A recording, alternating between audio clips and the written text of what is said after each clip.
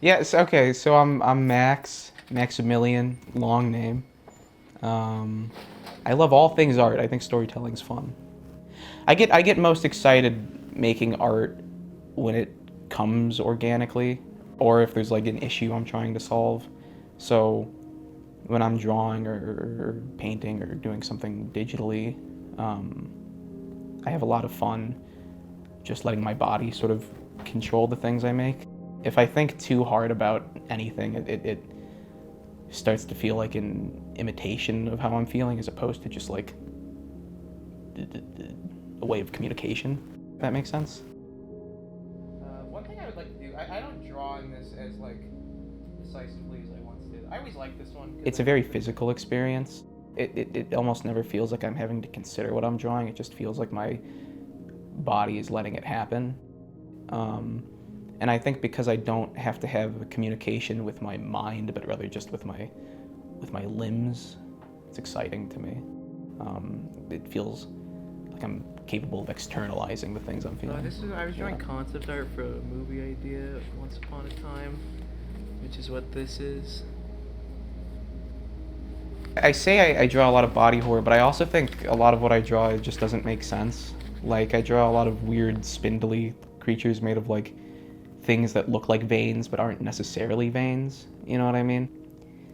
Uh, yeah, when I first started drawing like body horror and horror stuff was, I think maybe like late middle school. Um, I think it was around the time I like started, like my mental health started to deteriorate a little bit, and I was like being hospitalized and stuff like that. I think because I was so afraid of like permanent injury from self harm, it did just become a way to communicate like my relationship to my body, is like without having to actually demonstrate it. Now that I'm feeling a little bit more comfortable with myself, I think body horror feels like a safe space again because it still feels like it's very much a part of me. Like I still think I think it has grown a lot with my relationship to myself where like I'm aware that like my major depressive disorder is very much an element of my identity, and I'm aware that like my history with self-harm is a part of who I am today. But because I'm more in control of it now, I'm a lot more comfortable discussing it. I have a lot of stories I want to tell and a lot of ideas I want to explore, but I also, this is a big shift for me. I don't want to just like live in pursuit of art. I want art to be a part of my pursuit for life, you know? Like I used to take so much time away from enjoying myself and going out with people and socializing and I used to compromise so many healthy habits to create things and that's not sustainable for me. So going forward, I think I don't want my life to be a part of my art. I want art to be a part of my life. I want to create things that make me happy or that make me sad or that make me feel anything, but I want to know that I'm making them for a community, and I want to know that I'm making them um, for a community that I'm excited to be a part of. I think art I used to justify a lot as a reason to be lonely and a reason to spend my time in isolation, but it's not necessary.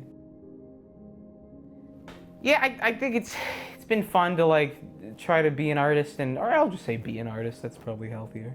It's been fun to do that. I think there's a lot of ups and downs, but I also think um, creating art and pursuing the habits of an artist is very much like having a kid. You know, like I think at a certain degree you just have to you raise them and you hope that they be all the you hope that they're a great person and all these other things, but at a certain point you just have to say they are their own person and what becomes of them is their destiny, you know.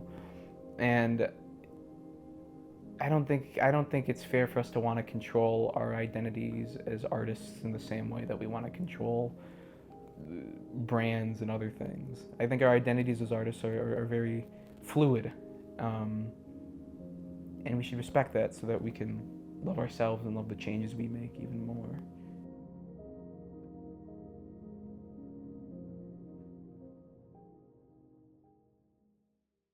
I wonder if there's. Can I look into the camera? Yeah, go ahead. If there's any AI users out there, fuck you. Not actually, but.